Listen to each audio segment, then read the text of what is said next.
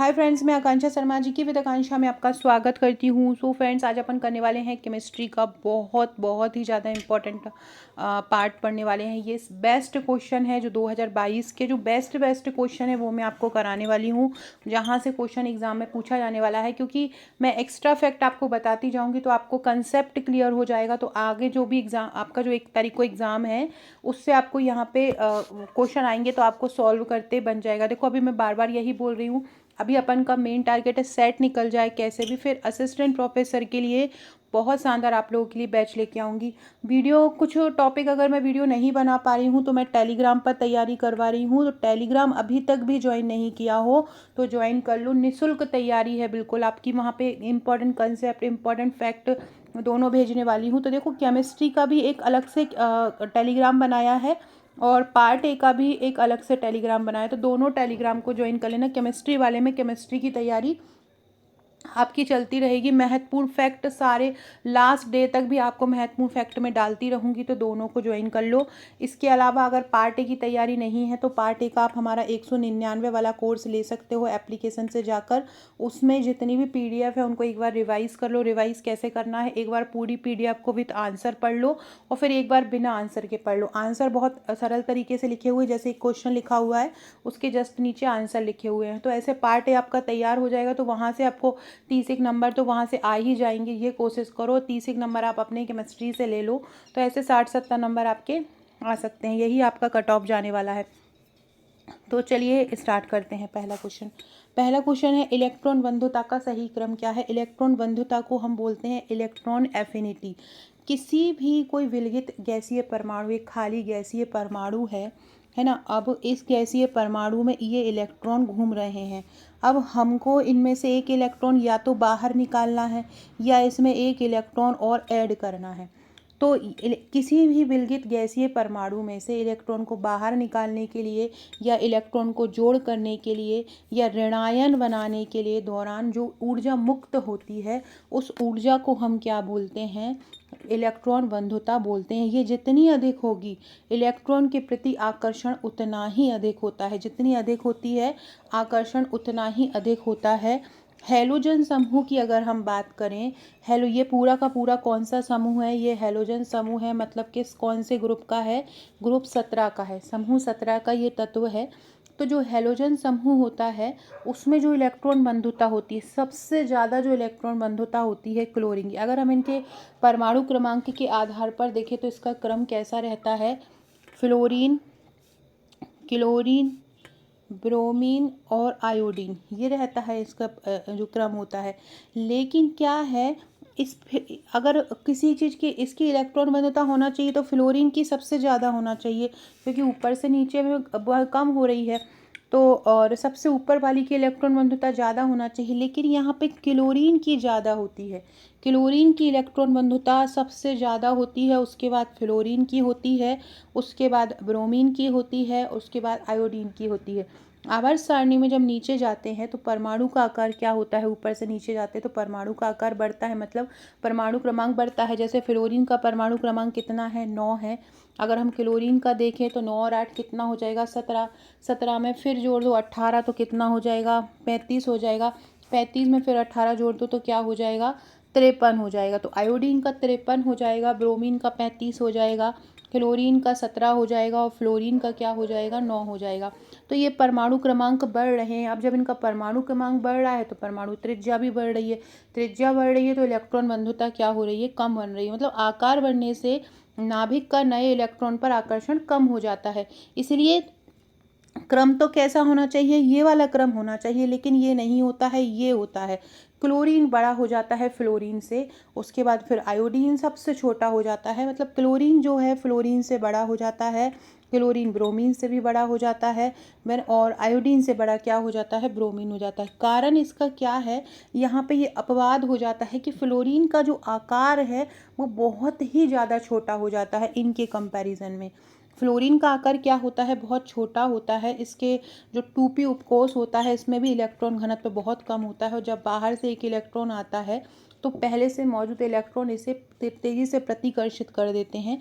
यही कारण है कि फ्लोरीन की जो इलेक्ट्रॉन बंधुता है वो क्लोरीन से कम होती है, और क्लोरीन का आकार फ्लोरीन से बड़ा होता है। इसी कारण से आने वाला इलेक्ट्रॉन इसमें आसानी से जगह पा लेता है और नाभिक इससे मजबूती से पकड़ लेता है। तो सबसे ज़्यादा किसका होगा, क्लोरीन का, फिर किसका होगा फ्लोरीन का, फिर किसका होगा ब्रोमीन का, और फिर किसका होगा आयोडीन का होगा। कुछ इस प्रकार से होगा। अब इस प्रकार का यहाँ पे कहाँ पे दिख रहा है, यही दिख रहा है कि क्लोरीन सबसे बड़ा है ना, और उसके बाद ब्रोमीन, उसके बाद फ्लोरीन है, ब्रोमीन है और आयोडीन। ये फ्लोरीन ब्रोमीन से तो बड़ा होगा लेकिन क्लोरीन से छोटा होगा। ऐसे ही आयोडीन से फ्लोरीन बड़ा तो होगा लेकिन आयोडीन ब्रोमीन से छोटा होगा। ठीक है, तो ये आपका जो क्रम होता है, क्लोरीन की इलेक्ट्रॉन बंधुता सबसे ज़्यादा होती है। ये आपको मेजरली याद रखना है। सही क्रम क्या हो जाएगा, क्लोरीन, फ्लोरीन, ब्रोमीन और आयोडीन। क्लोरीन छोटे लेकिन घने इलेक्ट्रॉन घनत्व के कारण इसकी बंधुता क्या होती है, ज़्यादा होती है।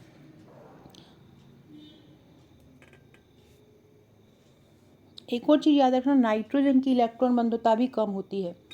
नाइट्रोजन की इलेक्ट्रॉन बंधुता क्यों कम होती है? नाइट्रोजन की जो इलेक्ट्रॉन बंधुता बहुत कम या बोल सकते हैं शून्य होती है। नाइट्रोजन की इलेक्ट्रॉन बंधुता क्या होती है, बहुत कम, मतलब शून्य होती है। कारण कि इसमें क्या होता है, अर्ध जो पी कोष होते हैं, अर्ध भरे हुए पी कोष होते हैं। जैसे कि नाइट्रोजन का परमाणु क्रमांक कितना होता है, 7। तो इसको कैसे बोलेंगे, 1s2 2s2 4 हो गए, और ये 2p 3। अब आपने स्कूल में पढ़ा होगा, कॉलेज में पढ़ा होगा, जो हाफ फील्ड होते हैं या जो फुल फील्ड होते हैं वो बहुत ज़्यादा स्थिर होते हैं, है ना। उनके पास बहुत ज़्यादा ऊर्जा होती है। क्यों, तो इनके पास हाफ फील्ड 2p उपकोष के कारण ये बहुत ज़्यादा स्थायी हो जाते हैं। और अगर हमने इसमें एक अतिरिक्त इलेक्ट्रॉन जोड़ना है तो बहुत ज़्यादा ऊर्जा की आवश्यकता होती है, जिसके कारण ये उसकी पूरी स्थायी स्ट्रक्चर को बाधा करता है और प्रतिकर्षण को बढ़ाता है। यही कारण है कि नाइट्रोजन का जो इलेक्ट्रॉन बंधुता बहुत ही ज़्यादा कम होती है ना, और उनमें प्रतिकर्षण पाया जाता है। कोई भी ऐसा मतलब कोई भी ऐसा तत्व जो अर्ध भरे हुए रहते हैं उसकी इलेक्ट्रॉन बंधुता कम ही होती है। तो इसका आंसर क्या हो जाएगा, 20 का आंसर हो जाएगा। अगला है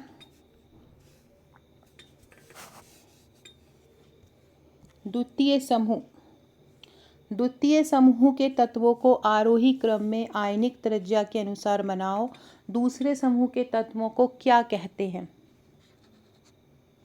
देखो, दूसरा समूह क्या होता है, क्षारीय मृदा तत्व जो होते हैं, अल्कलाइन अर्थ मेटल हम जिनको बोलते हैं, जो +2 ऑक्सीडेशन अवस्था दर्शाते हैं, है ना, वो क्या कहलाते हैं, द्वितीय समूह कहलाते हैं। और द्वितीय समूह को जब हम ऊपर से आरोही क्रम में बताना है, आरोही क्रम मतलब पहले सबसे छोटा बताना है और फिर उससे बड़ा बताना है, फिर उससे बड़ा बताना है।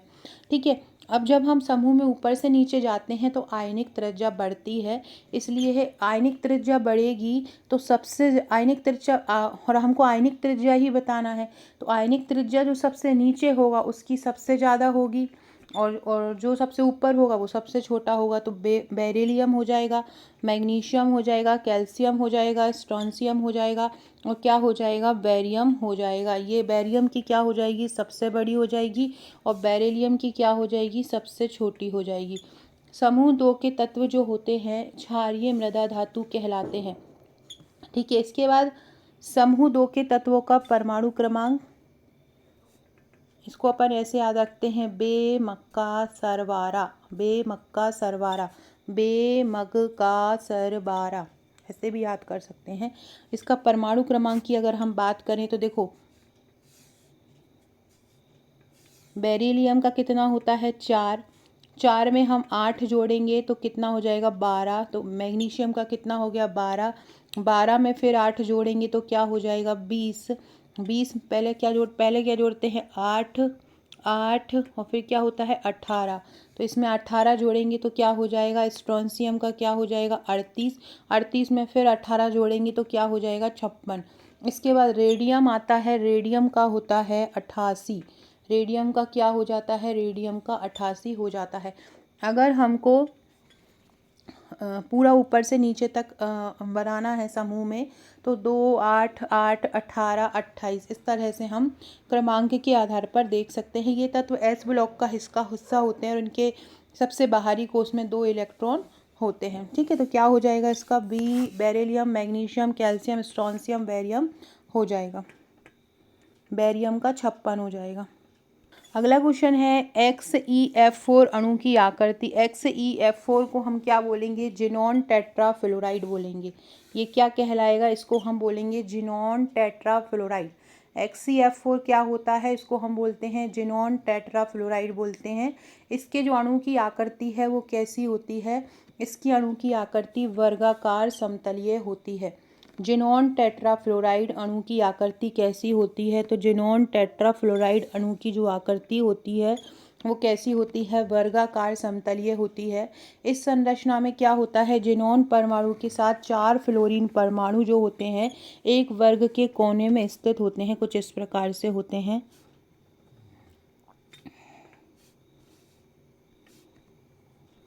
इस प्रकार से ये होते हैं।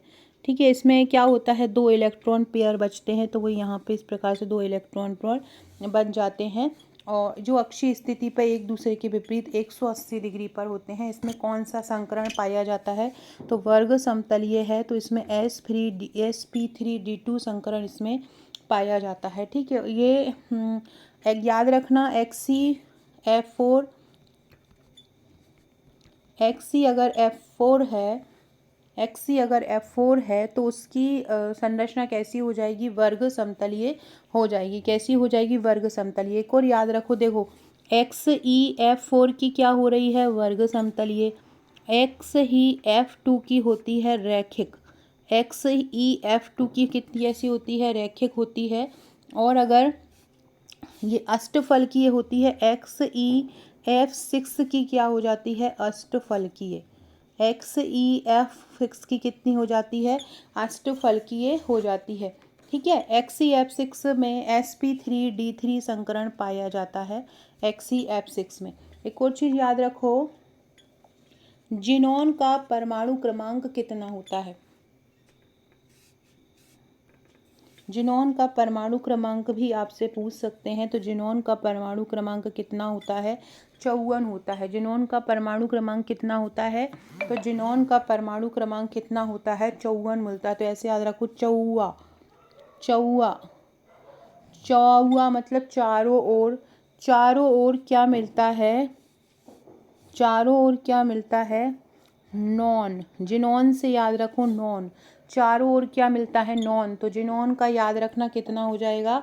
54 इसका हो जाएगा। ये एक उत्कृष्ट गैस होती है। कैसी होती है? उत्कृष्ट गैस होती है, क्योंकि इसके जो कक्षक रहते हैं वो फुलफिल होते हैं। रंगहीन, गंधहीन और बहुत ही कम मात्रा में पाई जाने वाली गैस होती है ये जिनॉन, और मुख्य रूप से कैमरा, फ्लैट और विशेष लाइटों में इसका उपयोग किया जाता है। अगला क्वेश्चन है, देखो इसमें पूछ रहा है कि आबंध कोटि का सही क्रम क्या होगा। यहाँ पे अपन को 3 चीज़ें दिख रही हैं। एक दिख रहा है O2+, एक दिख रहा है O2 और एक दिख रहा है O2-। ये 3 दिख रहे हैं। अब हमको पता है ऑक्सीजन का परमाणु क्रमांक 8 होता है, और अगर ये 2 हो गए तो मतलब हो गया 16। यहाँ पे प्लस है, तो प्लस मतलब क्या होता है कि एक इलेक्ट्रॉन निकल गया है, तो 15 में से एक इलेक्ट्रॉन निकल गया, तो मतलब यहाँ 16 में से एक इलेक्ट्रॉन निकल गया, तो ये इसमें कितने बचे हैं इलेक्ट्रॉन? 15 बचे हैं। ऑक्सीजन के पास यहाँ पे 16 ही रहेंगे, तो ये 15 हो गया, 16 हो गया। यहाँ पे एक इलेक्ट्रॉन एक्स्ट्रा आ गया, तो इसके पास कितना हो गया? 17 हो गया।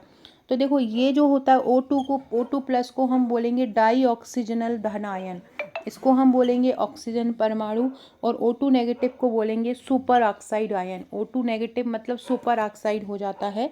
आबंध कोटि का अगर हम सही क्रम इनमें से देखें तो ये जो आबंध बनाएगा, अगर आबंध कोटि की बात करें तो इसकी आबंध की सामर्थ्यता पूछेगा, आवर्त की लंबाई अगर पूछ सकता है। तो कोटि की बात करें तो सबसे ज़्यादा बनाता है 15। O2 जो 15 है उसका मान, उसकी आबंध कोटि सबसे ज़्यादा होगी। क्यों? क्योंकि आणविक कक्षक सिद्धांत के अनुसार जो एंटी बॉन्डिंग इलेक्ट्रॉन की संख्या बढ़ने से आवंध की जो मजबूती होती है वो कम हो जाती है। एंटी बॉन्डिंग अगर इलेक्ट्रॉन हो जाते हैं, मतलब अनपेयर्ड अगर इलेक्ट्रॉन हो जाते हैं, अनपेयर्ड अगर इलेक्ट्रॉन घूमते रहते हैं, तो कोटि क्या हो जाती है, आवंध की जो कोटि हो जाती है वो कम हो जाती है। मतलब अनपेयर अगर इलेक्ट्रॉन जो होंगे तो उनकी जो मजबूती हो जाएगी वो कम हो जाएगी। जितने पेयर्ड इलेक्ट्रॉन होंगे, युग्मित इलेक्ट्रॉन होंगे, उनकी जो बॉन्डिंग होगी या मजबूती होगी वो अच्छे तरह रहेगी। 15 की अगर हम बात करें, तो अगर हम इलेक्ट्रॉनिक विन्यास की बात करें तो 1s2, 2s2, 2 2 4, 2p6, 3s2, 3p,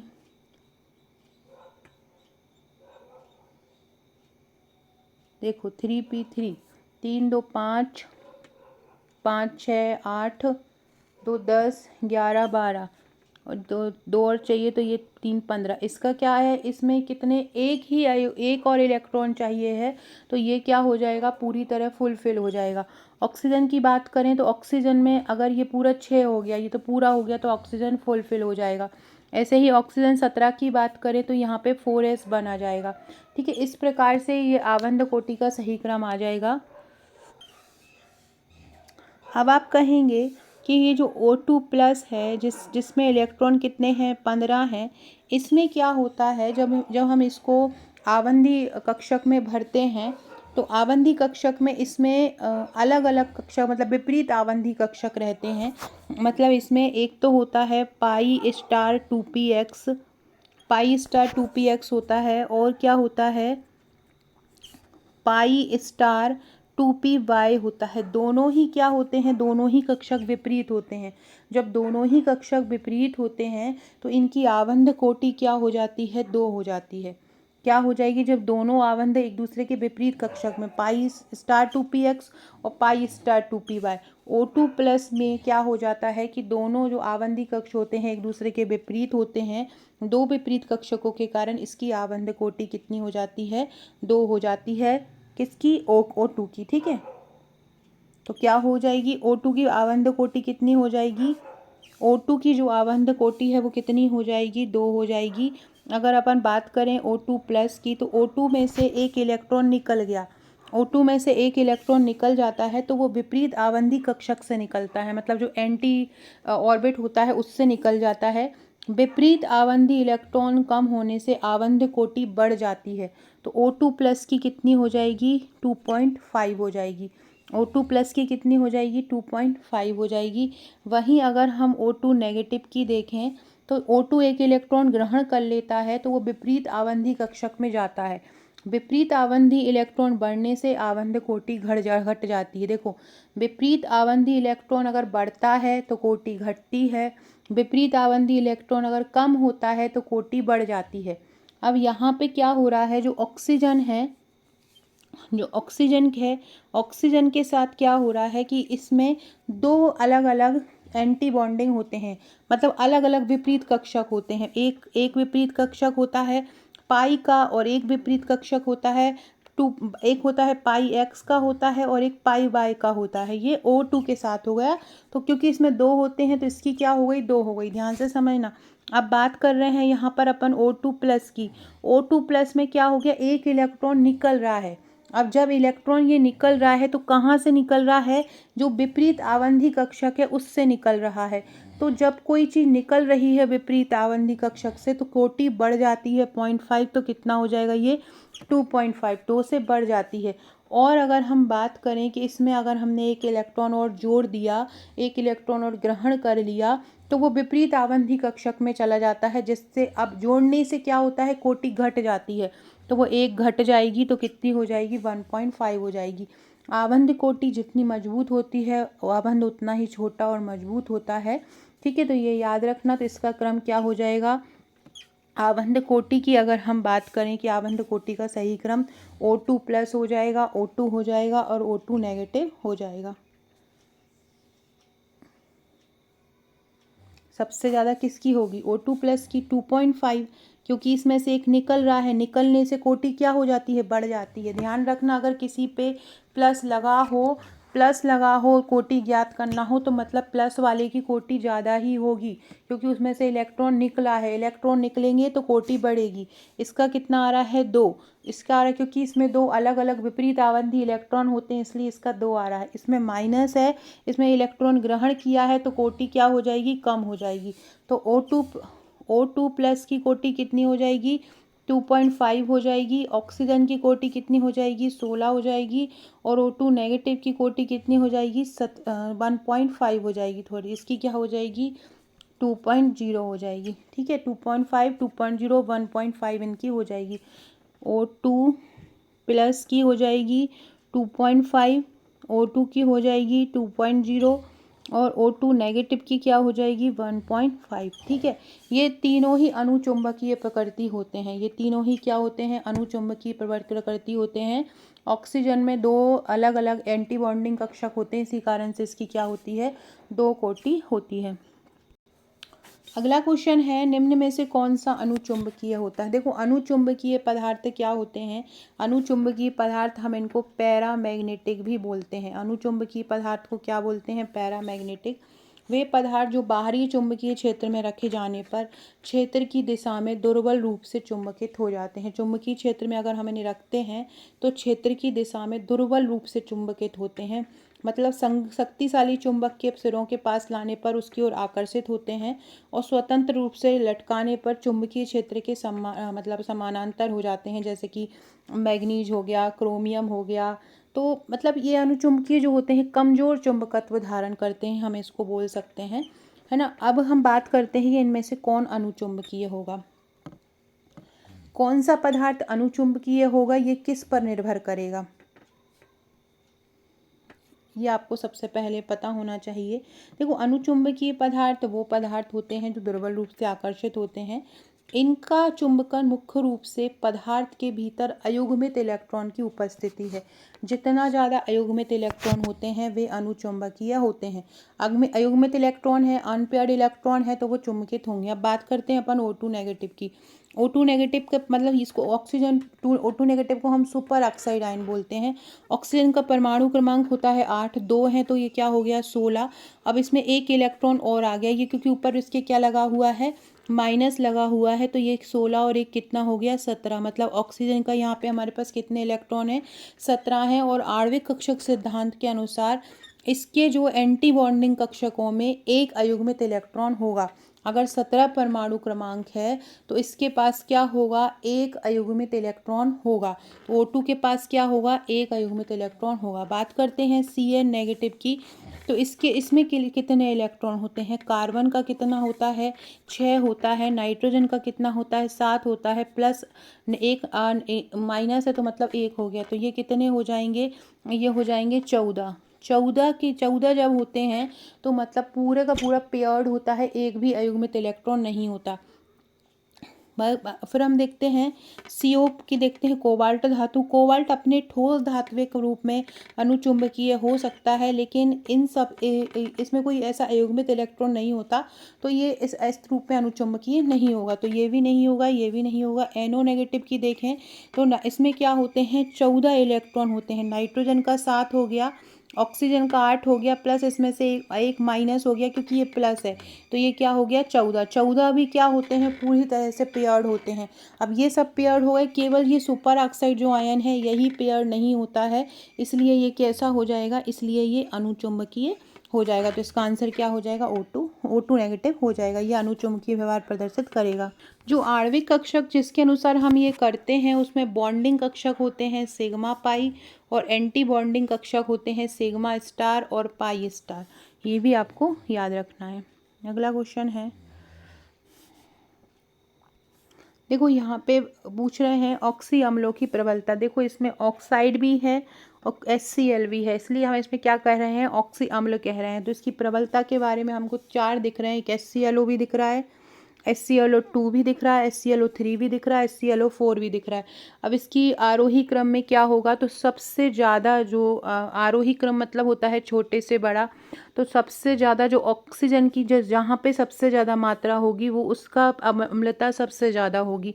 तो सबसे ज़्यादा अम्लता HClO4 की होगी, उसके बाद उसके पहले HClO3, उसके पहले HClO2, उसके पहले HClO2, क्योंकि जिसके पास ऑक्सीजन यहाँ पे ज़्यादा। देखो केंद्रीय परमाणु की ऑक्सीकरण अवस्था को हम इसमें ज्ञात करते हैं, तभी हम इसकी प्रबलता निकाल पाएंगे। किसी भी तत्व के ऑक्सी अम्लों की शक्ति उसके केंद्रीय परमाणु की ऑक्सीडेशन नंबर पर निर्भर करती है। उसके पास जो केंद्रीय परमाणु है उस पर निर्भर करती है। जैसे जैसे क्लोरीन की ऑक्सीकरण संख्या बढ़ती है, परमाणु की विद्युत ऋणात्मकता भी बढ़ती जाती है और ऑक्सीजन से हाइड्रोजन बॉन्ड जो होता है वो कमज़ोर होता जाता है और हाइड्रोजन का निकलना आसान हो जाता है।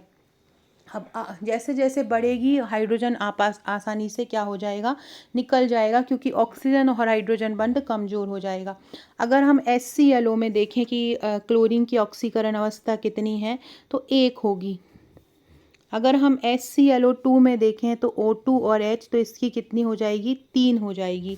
अगर हम HClO3 में देखें तो 3 तो 5 हो जाएगी, तो HClO3 की क्या हो जाएगी, 5 हो जाएगी। HClO4 में देखें तो कितनी हो जाएगी, 7 हो जाएगी। तो इसी कारण से ये इसका क्रम रहेगा, HClO की सबसे कम, HClO2 की उससे ज़्यादा, फिर उससे ज़्यादा HClO3 की, उससे ज़्यादा HClO4 की रहेगी। अम्लीय शक्ति इस बात पर निर्भर करती है कि प्रोटीन त्यागने के बाद ऋणायन कितना स्थिर है। ClO4 नेगेटिव आयन में ऋणात्मक आवेश 4 ऑक्सीजन परमाणुओं द्वारा विस्थानित होता है, जो इसे सबसे ज़्यादा स्थिर बनाता है। तो इसलिए ClO4 नेगेटिव जो होता है वो सबसे ज़्यादा जो होता है अम्लीय वाला होता है। ClO नेगेटिव जो होता है उसमें केवल 1 ऑक्सीजन होता है, ये जो होता है, इसलिए ये सबसे कम स्थिर होता है। तो ठीक है, जितना ज़्यादा ऑक्सीजन उतना ही ज़्यादा ही वो स्थिर होता है। बहुत इंपॉर्टेंट है ये क्वेश्चन।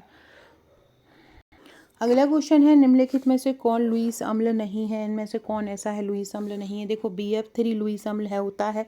लुईस अम्ल होते क्या हैं, ऐसे ऐसे अणु या ऐसे आयन जो इलेक्ट्रॉन युग्म को स्वीकार कर लेते हैं। अगर इनके पास अगर लोन पेयर इलेक्ट्रॉन हो तो वो उसको क्या करेंगे, स्वीकार कर लेते हैं। तो जो अयुग्मित इलेक्ट्रॉन को या इलेक्ट्रॉन पेयर को क्या करेंगे, स्वीकार करेंगे। जो इलेक्ट्रॉन पेयर को क्या करते हैं, स्वीकार करते हैं। जो इलेक्ट्रॉन पेयर को स्वीकार करते हैं उन्हें हम क्या बोलते हैं, उन्हें लुईस अम्ल बोलते हैं। इनके पास अपूर्ण अष्टक या रिक्त कक्षक होता है।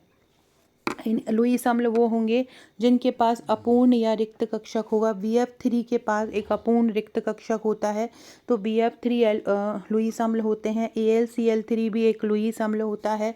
SiF4 भी लुईस अम्ल होता है। PH3 जिसको हम फास्फीन बोलते हैं, ये लुईस अम्ल नहीं होता है। ये लुईस अम्ल नहीं होता है क्योंकि इसमें एकाकी इलेक्ट्रॉन युग्म होता है और ये इलेक्ट्रॉन दे सकता है, ये ले नहीं सकता है। ये क्या कर सकता है, फास्फीन क्या कर सकता है, दे सकता है।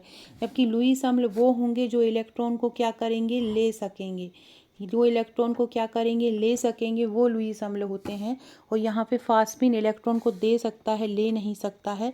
BF3 में बोरोन का अष्टक अपूर्ण होता है, क्योंकि बोरोन में 6 इलेक्ट्रॉन होते हैं और इसलिए इसका जो अष्टक होता है वो क्या होता है, अपूर्ण होता है। बोरोन का परमाणु क्रमांक कितना होता है, बोरोन के परमाणु क्रमांक जो होता है उसका 5 होता है। और ये आवर्त सारणी के जो समूह 13 में और दूसरे आवर्त का एक तत्व होता है, इसके नाभिक में 5 प्रोटॉन होते हैं। और इसका अष्टक जो होता है अपूर्ण होता है, क्योंकि इसमें फ्लोराइड आयन भी ट्राईफ्लोराइड आयन होता है। एल्युमिनियम क्लोराइड भी एक लुईस अम्ल होता है, क्योंकि इसका अष्टक भी अपूर्ण होता है। और जो सिलिकॉन टेट्राफ्लोराइड है उसके पास भी रिक्त डी कक्षक होते हैं, इसलिए ये भी लुईस अम्ल की तरह काम करता है, लेकिन फास्फीन नहीं करता। एल्युमिनियम क्लोराइड किस प्रकार का एक यौगिक है, ये इसलिए करा रही हूँ कि ये क्वेश्चन पूछा जाता है। ये लुईस अम्ल यौगिक है, सफ़ेद पीले रंग का होता है और ये सहसंयोजक यौगिक के रूप में काम करता है। ये कैसा काम करता है, सहसंयोजक यौगिक के रूप में काम करता है। याद रखना, पानी के साथ ये प्रतिक्रिया कर लेता है। एल्युमिनियम क्लोराइड अम्लीय है, क्षारीय है या उदासीन है, ये भी क्वेश्चन आपसे पूछा जा सकता है। तो ये एक अम्लीय पदार्थ है। एल्युमिनियम क्लोराइड क्या होता है? अम्लीय क्लोराइड होता है, और हाइड्रोक्लोरिक अम्ल और के साथ ये एल्युमिनियम हाइड्रोक्साइड बनाता है। अगला क्वेश्चन है, देखो पूछ रहे हैं कि दिए गए विकल्पों में से एक डेसीनॉर्मल NaOH के जलीय विलयन का pH मान का सही विकल्प का चयन करो। देखो NaOH क्षार है, ये आपको पता है। सोडियम हाइड्रोक्साइड क्या है? क्षार है। उसका pH मान 7 से ज़्यादा ही होगा, और सारे ही 7 से ज़्यादा हैं। डेसीनॉर्मल का अर्थ होता है, डेसीनॉर्मल का मतलब अर्थ, डेसीनॉर्मल मतलब होता है N/10। ये डेसीनॉर्मल लिखा हुआ है, इसका मतलब क्या होता है? N/10। मतलब इसका अर्थ होता है 0.1 नॉर्मलता या 0.1 मोलरता या सांद्रता, ये इसका मतलब होता है। अब यहाँ पे अगर हमने OH नेगेटिव की सांद्रता अगर हम देखेंगे तो ये कितनी हो जाएगी? 0.1 m हो जाएगी। 0.1 m को हम क्या लिख सकते हैं? 10⁻⁻1 लिख सकते हैं। 0.1 m को हम क्या लिख सकते हैं? 10⁻⁻1 m लिख सकते हैं। कैसे? अगर हम ये पॉइंट हटाएंगे तो क्या हो जाएगा? 1/10। 10 को अगर हम ऊपर ले जाएंगे तो 10 की पावर क्या आ जाएगी? -1। तो हम इसको क्या लिख सकते हैं? 10⁻⁻1 लिख सकते हैं। अब जब हम pOH की गणना करते हैं तो कैसे करते हैं? यहाँ पर ये 10⁻⁻1 आ गया। अब हमने इसको pOH की गणना करेंगे, हम इसमें लॉग लगाएंगे pOH में, तो क्या होता है? -log OH बराबर -log 10⁻⁻1। अब -1 जब ऊपर आ रहा है तो इसका मतलब क्या हो गया? बराबर 1। इन सब का मतलब ये हो गया pOH का मान कितना आ गया अपने पास? 1 आ गया। ये pOH का मान अपने पास कितना आ गया? 1 आ गया। अब सूत्र क्या होता है? सूत्र होता है pH प्लस pOH बराबर क्या होता है? 14। pH मान हमें निकालना है। pH कितना आ गया? 1 आ गया, बराबर 14। 14 में से 1 माइनस कर दो तो कितना आ जाएगा? 13। तो इसका आंसर क्या हो जाएगा? 13 आ जाएगा। यहाँ एक डेसीनॉर्मल से हमने NaOH की वैल्यू कितनी निकाल ली? 1 निकाल ली, और इस सूत्र में रख दिया। ये सूत्र आपको pH प्लस pOH बराबर 14 याद रखना है, इसी से ही सारा निकल जाता है। तो 0.1 नॉर्मलता वाले NaOH विलयन का pH कितना होगा? 13 होगा। देखो, निम्नलिखित अकार्बनिक बेंजीन कहलाने वाले यौगिक का चयन कीजिए। इनमें से कौन एक अकार्बनिक बेंजीन होता है? तो इनमें से अकार्बनिक बेंजीन के नाम से जाना जाता है B3N3S6। इसको अकार्बनिक बेंजीन के नाम से जाना जाता है। इसको बोराजीन भी बोलते हैं, इसको बोराजीन भी बोला जाता है, और इसको बोरेजोल भी बोला जाता है। इसको बोरेजीन और बोराजोल भी इसको बोला जाता है ना। तो ये इसका सही आंसर हो जाएगा। ये बेंजीन के साथ सम इलेक्ट्रॉनिक या सम संरचनात्मक होता है। बेंजीन के साथ ये जुड़ा हुआ होता है। इसमें बोरॉन और नाइट्रोजन परमाणु एक अल्टरनेट क्रम में एक हेक्सागोनल रंग में जुड़े होते हैं, जिसमें प्रत्येक बोरॉन और नाइट्रोजन से एक हाइड्रोजन जुड़ा हुआ होता है। प्रत्येक बोरॉन और एक नाइट्रोजन से क्या जुड़ा होता है? हाइड्रोजन जुड़ा होता है ना। तो B3P3S6 या B3N3N में से ये इन दोनों में से कंफ्यूज मत होइएगा। B3N3S6 ही इसका आंसर हो जाएगा। ठीक है, तो याद रखना क्यों? क्योंकि ये बेंजीन की तरह वलय में जुड़ा हुआ होता है। इसे बोराजीन भी कहते हैं और बोराजोल भी कहा जाता है। अगला है पेरिस ग्रीन यौगिक किससे बनता है? तो पेरिस ग्रीन यौगिक क्यूप्रिक एसीटेट तथा क्यूप्रिक आर्सेनाइड से बनता है। कॉपर का ये यौगिक होता है, इसको कॉपर एसीटो आर्सेनाइड भी बोला जाता है। CuC2S3O2 इसको बोला जाता है। तो आपको मेन अभी फिलहाल तो इतना याद रख लो, पेरिस ग्रीन यौगिक है तो क्यूप्रिक एसीटेट और क्यूप्रिक आर्सेनाइड से बनता है।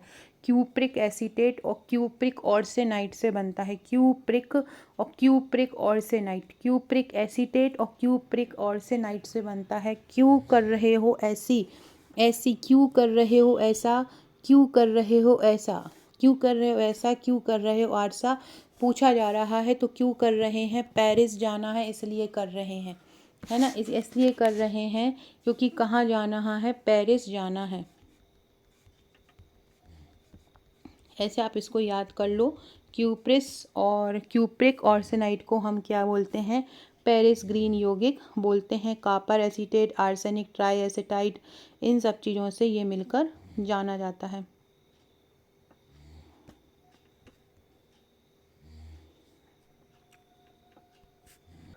इसके अलावा इसके साथ कभी कभी एक और यूज का होता है सूल्ज ग्रीन।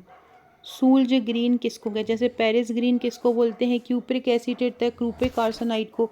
सूल्ज ग्रीन किसको बोलते हैं, CuHAsO3, इसको हम क्या बोलते हैं, CuHAsO3 को हम बोलते हैं सूल्ज ग्रीन। ये भी कॉपर का होता है। इसके अलावा सिंदूर को क्या बोलते हैं, HGS, मरकरी जो सल्फाइड होता है उसको हम बोलते हैं सिंदूर बोलते हैं।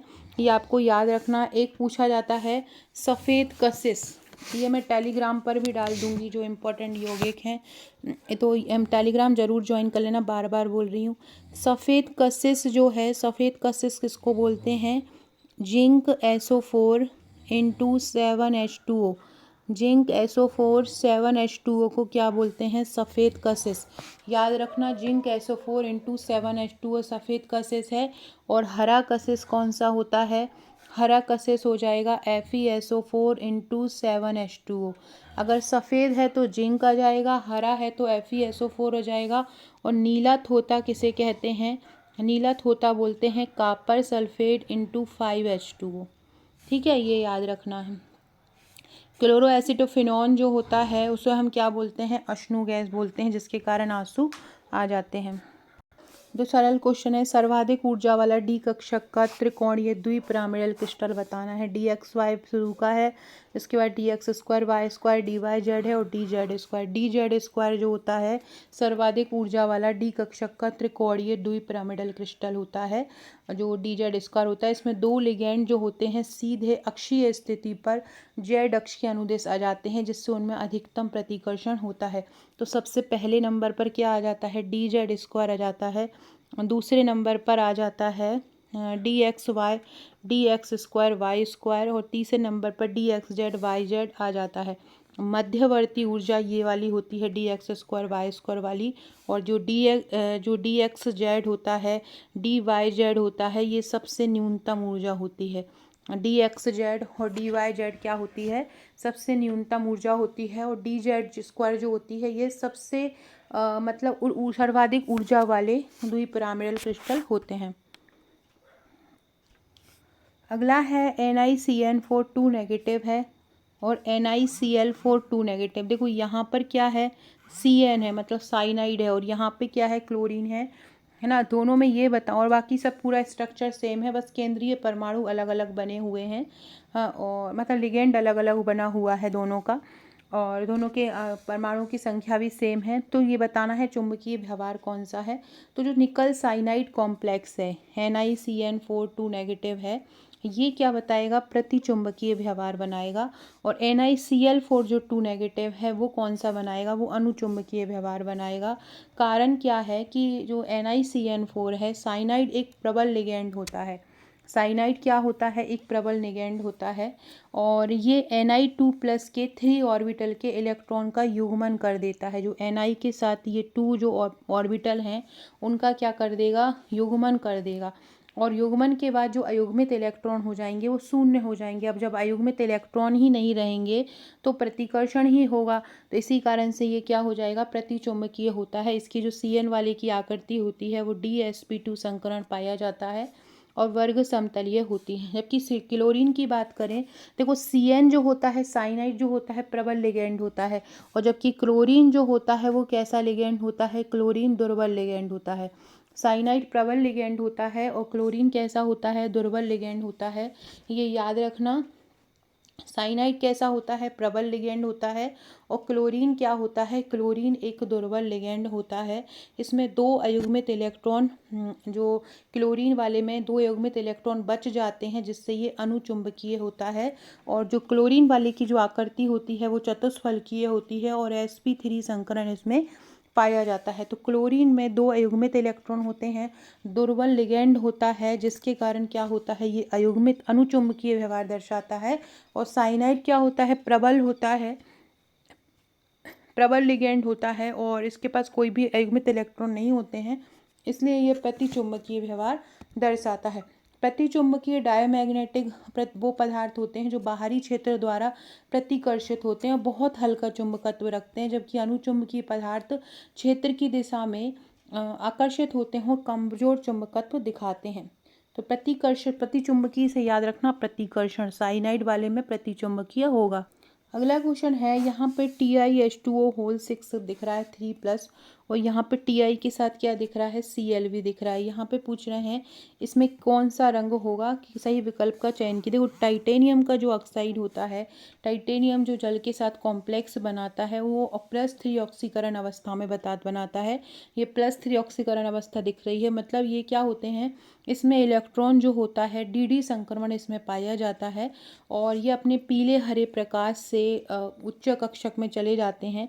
मतलब T2G से ये कहाँ चले जाते हैं, EG कक्षक में चले जाते हैं, जिससे इसका रंग कैसा हो जाता है, बैगनी हो जाता है। और पीले हरे रंग के अपशोषण के कारण इसका पूरक रंग हमको कैसा दिखाई देता है, बैगनी दिखाई देता है। इसके कारण हम इसका कैसा रंग दिखाई देता है, बैगनी रंग दिखाई देता है। जबकि अगर हम बात करें TiClH2O होल 5 की, तो इसका रंग जो होता है वो कैसा दिखता है, इसका जो रंग होता है वो हरे कलर का दिखाई देता है, क्योंकि इसमें क्लोरीन भी होता है, तो जिसके कारण इसका रंग कैसा दिखाई देता है, हरा दिखाई देता है। ठीक है, तो ये गहरा हरा होता है टाइटेनियम क्लोराइड का, जो डार्क हरा हम इसको बोल सकते हैं, क्योंकि इसमें जो बैगनी कलर है, बैगनी में क्या हो जाता है, एक दुर्बल लिगेंड हो जाता है, जिसके कारण ये जो क्रिस्टल क्षेत्र विभाजित हो जाता है और रंग बैगनी से बदलकर कैसा हो जाता है, हरा हो जाता है।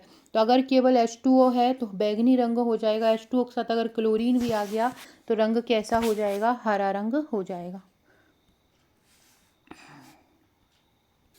देखो हमको यहाँ पे 3 दिख रहे हैं, NiCN4 2 negative, manganese CN6 3 negative और क्रोमियम CN6 3 नेगेटिव। इसमें हमें बताना है कि अवरोही क्रम बताना है, किसका सबसे ज़्यादा साइनाइड लिगेंड प्रतिस्थापन करेगा और किसका सबसे कम करेगा। ये आपको हमें बताना है, मतलब ये आपसे एग्ज़ाम में पूछा गया है। तो देखो सबसे प्रबल लिगेंड होता है साइनाइड का, तो इसका प्रतिस्थापन सबसे ज़्यादा होगा। उसके बाद किसका होगा, इसके साथ निकिल का जुड़ा हुआ है, तो निकिल का जो प्रतिस्थापन है वो साइनाइड द्वारा सबसे ज़्यादा होगा।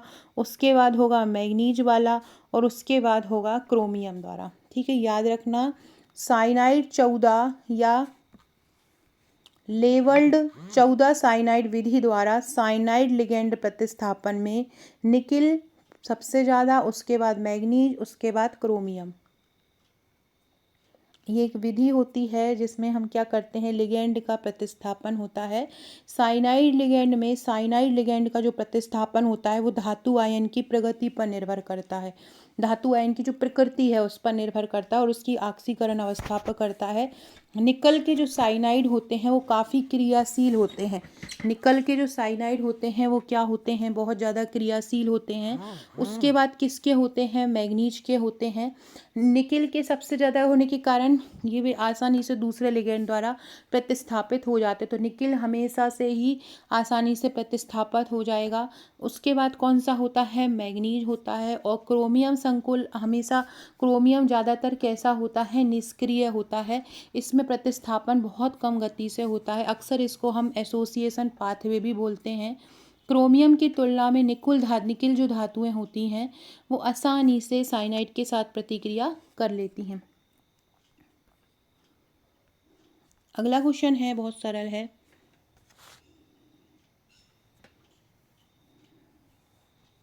लैंथेनाइड संकुचन किस कारण से होता है,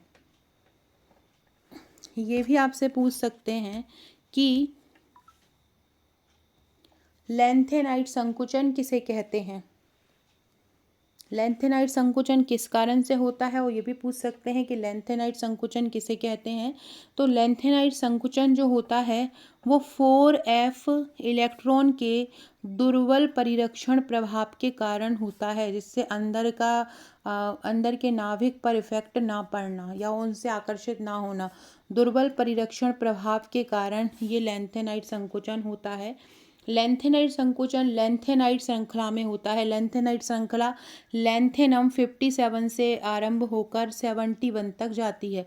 मतलब लेंथेनाइट जो होते हैं वो परमाणु क्रमांक 57 से 71 तक वाले आते हैं, और इनके क्रमांक बढ़ने के साथ साथ इनमें इनकी जो परमाणु त्रिज्या में लगातार क्या हो जाती है, क्रमिक और निरंतर कमी होती जाती है। जैसे जैसे हम श्रृंखला में आगे बढ़ते हैं परमाणु क्रमांक बढ़ता जाता है और नाभिकीय आवेश बढ़ता जाता है, लेकिन 4f इलेक्ट्रॉन बाहरी इलेक्ट्रॉन को नाभिक के आकर्षण से ठीक से रोक नहीं पाते, क्योंकि आकार बढ़ता जा रहा है तो नाभिक का प्रभाव क्या होता है, कम होता जाता है, जिसको हम परिरक्षण प्रभाव बोलते हैं, और वो क्या हो जाता है, दुर्बल हो जाता है, जिसके कारण नाभिक का बाहरी इलेक्ट्रॉनों पर आकर्षण बढ़ता है और परमाणु का आकार क्या होता जाता है, छोटा होता जाता है, बाहरी वाले इलेक्ट्रॉन से प्रभाव छूटता जाता है। 4f आकार तो बड़ा होता है, जिससे वो प्रभावी ढाल नहीं बना पाते। नाभिकीय आकर्षण के कारण त्रिज्या में भी क्या हो जाती है, कमी आ जाती है। तो इसका कारण इसी क्या हो जाता है कि वो इलेक्ट्रॉन जो है तो होते हैं वो 5d कक्षक से पहले कहाँ भर जाते हैं, 4f कक्षक में भर जाते हैं। लेंथेनाइट संकुचन 5d कक्षकों के पहले 4f कक्षकों में इलेक्ट्रॉन का भरा जाना, ये इसका मेन कारण होता है। याद रखना, 5d कक्षक की बजाय किस में भर देना, 4f कक्षक में भर देना। ये इसके कारण से लेंथेनाइट संकुचन या लेंथेनाइट कॉन्ट्रैक्शन उत्पन्न होता है, क्योंकि 4f इलेक्ट्रॉनों का परिरक्षण प्रभाव क्या हो जाता है, अत्यंत कमजोर होता है। इसके कारण नाभिकीय आवेश बढ़ जाता है और इलेक्ट्रॉन नाभिक की ओर कसकर खिंच जाते हैं, जिससे परमाणु त्रिज्या में 57 से 71 तक लगातार कमी देखी जाती है। लेंथेनम में इलेक्ट्रॉन 5d में जाता है, लेकिन उसके बाद के जो तत्व हैं वहाँ जो इलेक्ट्रॉन है वो 4f के उसके निचले स्तर में इलेक्ट्रॉन भरे जाते हैं, ना कि 5d में। यही लेंथेनाइट संकोचन का कारण होता है। अगला क्वेश्चन है, कौन सा ऑर्गेनोमेटेलिक यौगिक प्राकृतिक रूप से पाया जाता है, तो वो है विटामिन B12, जिसका सह एंजाइम रूप होता है मिथाइल कोबालामिन, जिसको हम बोलते हैं। और ये क्या होता है, बिल्कुल नेचुरल रूप से पाया जाता है। तो क्या हो जाएगा इसका आंसर, विटामिन B12 हो जाएगा। तो कौन सा ऑर्गेनोमेटल जो है जो प्राकृतिक रूप से पाया जाता है, विटामिन B12 पाया जाता है। इसमें कोबाल्ट परमाणु सीधे कार्बन परमाणु से जुड़ा हुआ होता है। अब कल मैंने जीस लवण भी पढ़ाया था। जीस लवण क्या होता है, कल मैंने ये जीस लवण आपको करवाया था कि जीस लवण क्या होता है। कोई ऑर्गेनिक अभिक्रिया मैंने आपको करवाई थी, याद होगा, शायद किसी एग्ज़ाम में ही पूछा गया था। नहीं, मैंने अलग से ही आपको करवाया था। उन्होंने कोई सूत्र पूछ लिया था जिसमें मैंने बताया था। ये भी एक प्रकार का ऑर्गेनोमेटेलिक यौगिक होता है। इसको हम बोलते हैं KPtCl3C2H4H2, मतलब पोटेशियम ट्राईक्लोरोप्लैटिनेट इसको बोलते हैं, है ना। इसमें केंद्रीय प्लैटिनम परमाणु होता है। इसके अलावा फेरोसिन क्या होता है, जो फेरोसिन होता है एक कपूर जैसी गंध वाला एक सैंडविच संरचना के लिए जाना जाता है। फेरोसिन किसके लिए जाना जाता है, फेरोसिन को सैंडविच संरचना के लिए जाना जाता है। ये संतरे के रंग का स्थिर और गंधहीन ठोस पदार्थ होता है, जहां आयरन परमाणु 2 C5H5 नेगेटिव आयनों के बीच स्थित होते हैं। किसके बीच, C5F5 नेगेटिव आयनों के बीच स्थित होते हैं। कार्बन नैनोट्यूब और अन्य बहुलक उत्पादन में भी इसका उपयोग होता है, जहां पर आयरन परमाणु इससे जुड़े हुए होते हैं। एंटी कैंसर, मलेरिया रोधी और अन्य एंटीबायोटिक दवाओं के विकास में भी इसका उपयोग किया जाता है। फेरोसिन का एक होता है बांस का यौगिक। बांस का जो यौगिक होता है, ये क्या होता है, बांस का यौगिक ऑर्गेनिक कंपाउंड, ऑर्गेनोमेटेलिक कंपाउंड के अंतर्गत ही ये बांस का यौगिक आता है।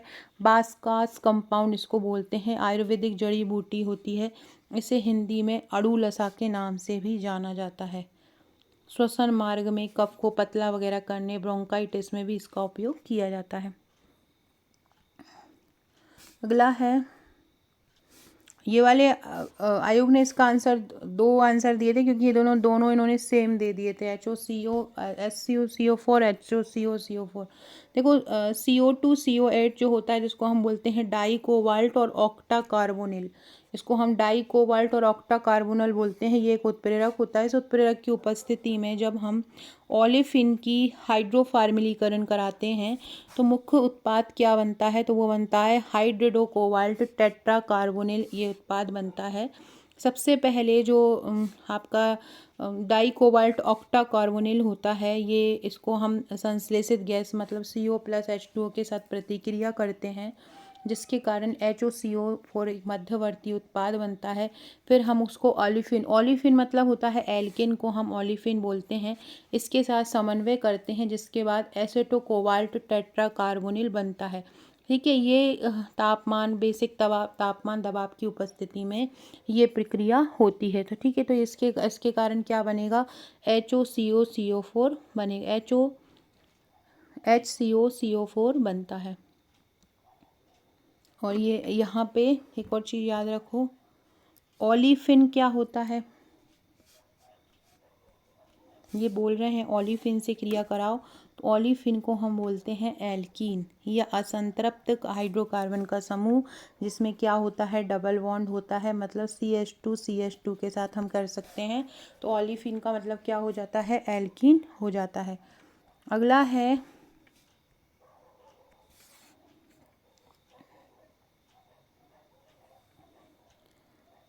ब्लैंक द्वारा संक्रमण धातु का उत्प्रेरक के रूप में उपयोग कर ब्लैंक गैस से हाइड्रोकार्बन अल्कोहल तथा एल्कीन बनाया जाता है। कौन सी किसके द्वारा संक्रमण धातु में हम उपयोग करेंगे, तो डैश गैस से, कोई गैस से हाइड्रोकार्बन अल्कोहल तथा एल्कीन को बनाया जा सकता है। तो इसमें होता है फिशर ट्रॉप्स द्वारा संक्रमण धातु का उत्प्रेरक के रूप में हम उपयोग करते हैं। इसमें संक्रमण धातु का हम क्या करेंगे, जो फिशर ट्रॉप्स जो विधि रहेगी उसमें हम संक्रमण धातु का क्या करेंगे, उत्प्रेरक के रूप में उपयोग करेंगे, और सिंथेसिस गैस से, जो संश्लेषित गैस है, जो गैस बनेगी उससे हाइड्रोकार्बन अल्कोहल तथा एल्कीन बनाएंगे। यहाँ पे संक्रमण धातु के रूप में पैलेडियम, निकल, ये सब कह सकते हैं। ये जो प्रक्रिया पूरी कहलाती है ये फिशर ट्रॉप्स अभिक्रिया कहलाती है। इसको हम कौन सी अभिक्रिया बोलते हैं, फिशर ट्रॉप्स संश्लेषण अभिक्रिया हम इसको बोलते हैं। फिशर ट्रॉप्स संश्लेषण अभिक्रिया में क्या करते हैं, संक्रमण धातु का उत्प्रेरक के रूप में उपयोग करते हैं। संक्रमण धातु मतलब पैलेडियम, निकेल वगैरह रहती है, और इसमें सिंथेसिस गैस के रूप में हम कार्बन मोनोऑक्साइड प्लस H2 का उपयोग हम किसके रूप में लेते हैं, सिंथेसिस गैस के रूप में लेते हैं, और सीधे ईंधन या एल्कीन इसके द्वारा बनाए जा सकते हैं। और इसके अलावा इसमें रोडियम या तांबा आधारित उत्प्रेरकों का उपयोग भी करता है। ये कोयले, प्राकृतिक गैस या बायोमास के गैसीकरण से बनता है, ये भी आपको याद रखना है। ठीक है, तो ये याद रखना जिसमें संक्रमण धातु का उपयोग कर रहे हैं, संश्लेषित गैस से हाइड्रोजन अल्कोहल बन रहे हैं, वो कौन सी है, फिशर ट्रॉप अभिक्रिया वो रहती है।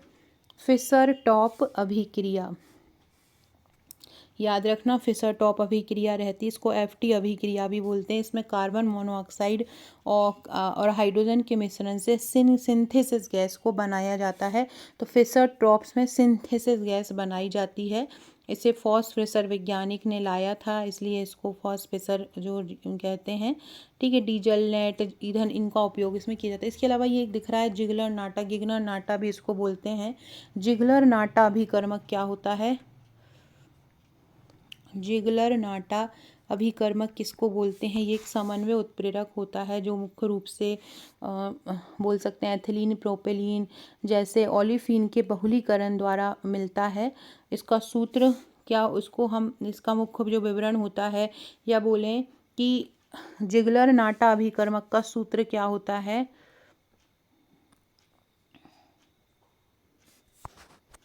इसका सूत्र होता है C2H5 3 aluminium plus TiCl4। Aluminium और टाइटेनियम जिगलर नाटा में रहता है, ये याद रख लो। अगला क्वेश्चन है Bu4N Re2 क्लोराइड एन के अल्ट्रावायलेट विजिबल स्पेक्ट्रा में 15,000 सेंटीमीटर इनवर्स, मतलब जो एक विस्तृत सीमा होती है, के आसपास जो पाया जाने वाला बैंड होता है वो किसके कारण होता है? जनरली ये डीडी संक्रमण के कारण होता है, मतलब लिगेंड टू मेटल चार्ज या मेटल टू लिगेंड चार्ज भी हो सकता है, जिनमें किस में संक्रमण होता है? सिग्मा और सिग्मा स्टार संकरण के कारण ये पाया जाता है। इतना अगर बैंड आ गया है तो ये किसके कारण पाया जाएगा? सिग्मा के कारण, सिग्मा और सिग्मा स्टार के कारण पाया जाता है। जितने भी ये हाई वाले जो होते हैं, अगर हाई बैंड प्रदर्शित करते हैं तो वो जनरली सिग्मा के कारण करते हैं। ये आपको याद रखना, इसी के कारण ही ये होंगे। ठीक है, तो ये 15,000 का अगर आसपास है तो किसके कारण होगा? सिग्मा स्टार के कारण होगा। अगला है, देखो बोल रहे हैं कि इनमें आइसोलोबल कौन सा होता है? CH2 आइसोलोबल है, मैग्नीज के नहीं है। CH2 आइसोलोबल है, निकल, ये सही होगा। देखो आइसोलोबल का संबंध मुख्य रूप से उनके जो ऑर्बिटल होते हैं उनमें समानता और इलेक्ट्रॉन गिनती के आधार पर अगर समान होते हैं तो उसमें होता है। मैथिलीन की बात करें तो इसमें 2 कक्षक ऐसे होते हैं जो बंधन इलेक्ट्रॉन में होते हैं और 2 इलेक्ट्रॉन दान करने की क्षमता रखते हैं। और ये मतलब, और इसी प्रकार से जो अगर हम बात करते हैं निकिल की, तो ये निकिल जो रहता है, निकिल कार्बोनिल इसको हम बोलते हैं। निकिल कार्बोनिल का यह टुकड़ा भी क्या करता है? 2 इलेक्ट्रॉन को देने की विशेषता रखता है, तो ये इसके साथ भी बनाते हैं। इसके अलावा ये इसके CH जो होता है वो CO3 के साथ भी आइसो लेवल होता है। CO3 के साथ आइसो लेवल भी इसलिए होता है, इस बात वही है कि अगर समान रूप से इलेक्ट्रॉन देने लेने की क्षमता रखते हैं तो वो क्या कहलाते हैं? आइसो लेवल कहलाते हैं। अगला है हीमोग्लोबिन तथा मायोग्लोबिन का कार्य। हीमोग्लोबिन और मायोग्लोबिन का कार्य। हीमोग्लोबिन रक्त में पाया जाता है, मायोग्लोबिन कहाँ पाया जाता है? हमारी जो मांसपेशी होती हैं उसमें पाया जाता है। जो फेफड़ों से हीमोग्लोबिन फेफड़ों से पूरे शरीर में ऑक्सीजन को भेजता है और फेफड़ों तक लाता है, कार्बन डाइऑक्साइड वापस लाता है। और मायोग्लोबिन मांसपेशियों में रहता है, जो ऑक्सीजन का क्या करता है? भंडारण करता है। तो एक तो है ऑक्सीजन का वाहक और एक क्या है? ऑक्सीजन का संचयक। मतलब एक जो है ऑक्सीजन का संचय करने का काम कर रहा है, तो एक ऑक्सीजन वाहक है और एक ऑक्सीजन संचय है। तो क्या हो जाएगा? इसका सी आंसर हो जाएगा। अगला है, किसी पेड़ की आयु का आकलन करने वाले के लिए किस रेडियो समधर्मी समस्थानिक का उपयोग करते हैं? अगर हमें किसी भी पेड़ की आयु का पता लगाना है तो हम किस रेडियोधर्मी का उपयोग करेंगे? तो हम कार्बन 14 का उपयोग करते हैं। सभी को पता है, ये बहुत सरल क्वेश्चन इन्होंने दिया है। जीवित पेड़ वातावरण से कार्बन 14 अवशोषित करते हैं। पेड़ के कटने या मरने के बाद उसमें मौजूद कार्बन 14 का क्षय होने लगता है और क्षय की दर को मापकर हम पेड़ की मृत्यु के समय का पता लगा सकते हैं। अगला क्वेश्चन है, ताप भारात्मकता क्या होती है? मतलब थर्मोग्रेविटीमेट्री क्या होती है? तो एक प्रकार से हम बोल सकते हैं थर्मल मास, किसी पदार्थ या सामग्री की क्षमता जिसमें वो ऊष्मा की अवशोषित मात्रा को, जो भी उसने ऊष्मा की मात्रा को अवशोषित किया हो, वो समय के साथ उसमें दर्ज करता है या धीरे धीरे रिलीज करता है। इसको थर्मल बैटरी भी कह सकते हैं। तो एक तकनीक जिसमें पदार्थ के भार में अंतर को तापमान या समय के फलन के रूप में दर्ज किया जाता है। पदार्थ के भार में जो अंतर होता है उसको तापमान या समय के साथ के रूप में समय के फलन के रूप में दर्ज करते हैं, उसे हम क्या बोलते हैं? ताप भारात्मकता बोलते हैं। अगला है, +2 धातु आयनों के पोरफायरिन यौगिकों के स्थायित्व का सही क्रम आपको बताना है। पोरफायरिन यौगिक क्या होता है? तो पोरफायरिन यौगिक हम उसको बोलते हैं जो हमारे जीवन के लिए बहुत आवश्यक होते हैं, चक्र में पाए जाते हैं, पायरोल रिंग के रूप में जो पाए जाते हैं। इन्हें जीवन के रंजक कहा जाता है। जैसे हीमोग्लोबिन आयरन से मिलकर बना हुआ होता है और क्लोरोफिल पौधे का हिस्सा होते हैं। तो ये मीथेन पुलों के माध्यम से एक बड़ी बलय बनाते हैं, जटिल संकुल बनाते हैं। जैसे मैग्नीशियम, क्लोरोफिल में क्या होता है? मैग्नीशियम होता है ना, विटामिन B12 जो कोबाल्ट होता है। तो ये सारे जो होते हैं पोरफायरिन यौगिक कहलाते हैं। धातु आयनों की अगर हम पोरफायरिन का बात करते हैं कि किस में सबसे ज़्यादा होता है, तो सबसे ज़्यादा होता है कॉपर 2+ में, उसके बाद होता है निकल 2+ में, इसके बाद होता है कोबाल्ट 2+ में, और सबसे कम होता है जो स्थायित्व जो सबसे कम होता है वो आयरन में होता है, सबसे ज़्यादा कॉपर में होता है, उसके बाद निकल में, उसके बाद कोबाल्ट में, आयरन में। लेकिन आयोग ने इसका आंसर जो माना है वो निकल को पहले मान दिया है, कॉपर को बाद में माना है, ये आपको याद रखना है।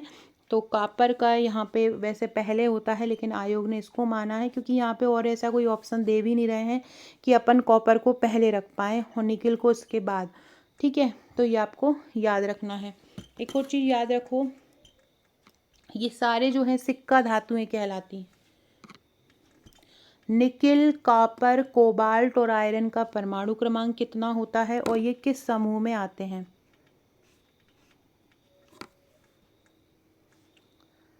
आयरन के जो आयन होते हैं सबसे कम स्थिर होते हैं, और जो निकिल होते हैं उसकी आयन सबसे ज़्यादा स्थिर होते हैं। और निकिल से भी ज़्यादा अगर आयन की बात करें तो कॉपर के होते हैं।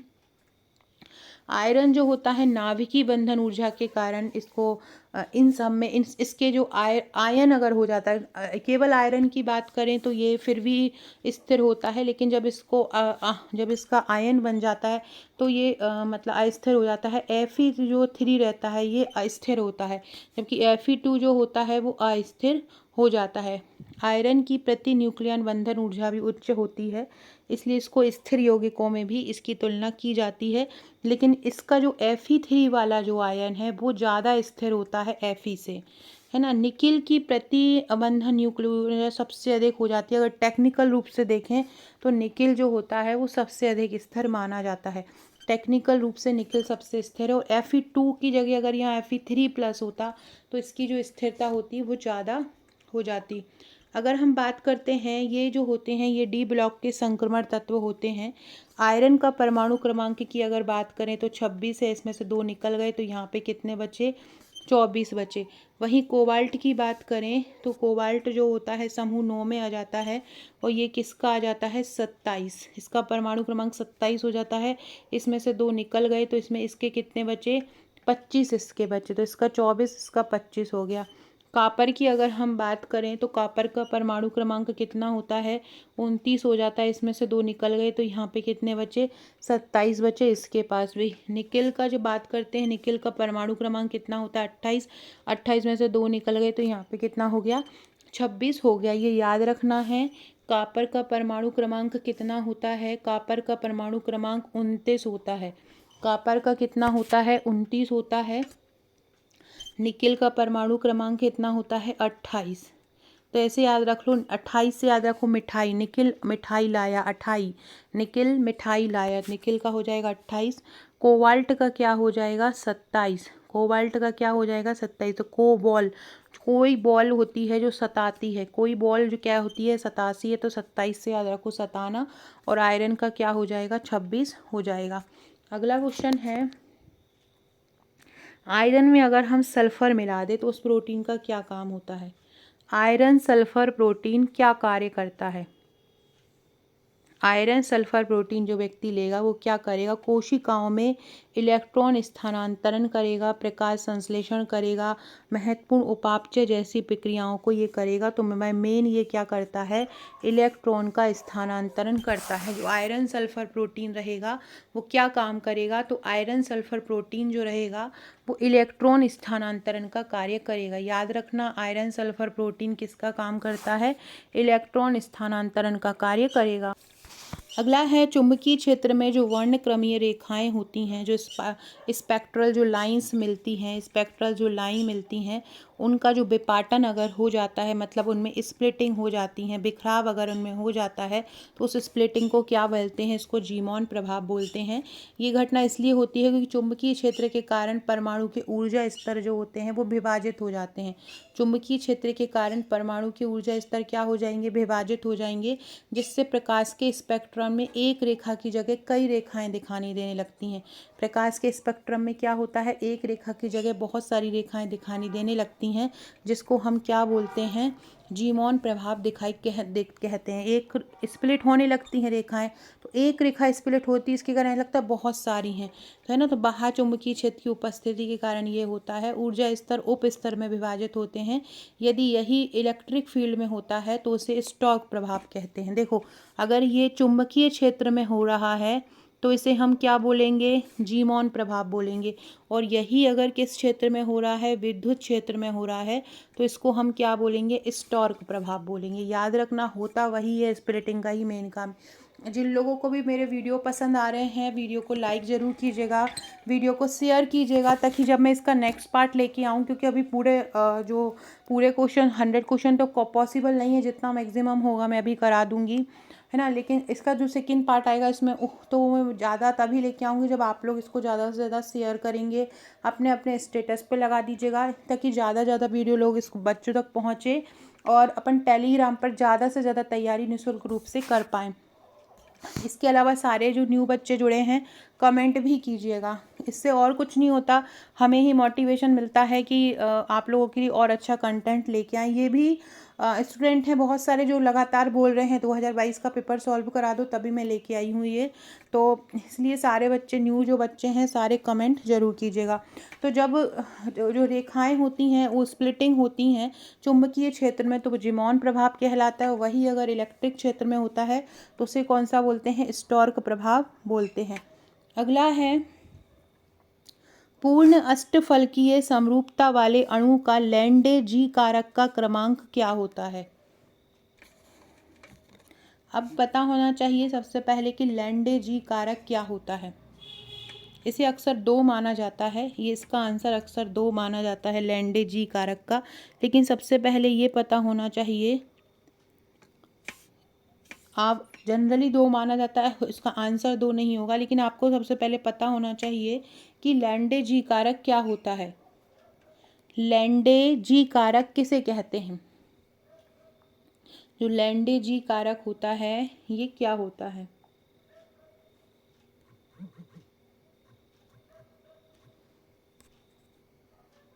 देखो क्या होता है, सबसे पहले लैंडा जी कारक ये पता होना चाहिए कि लैंडे जी कारक क्या होता है।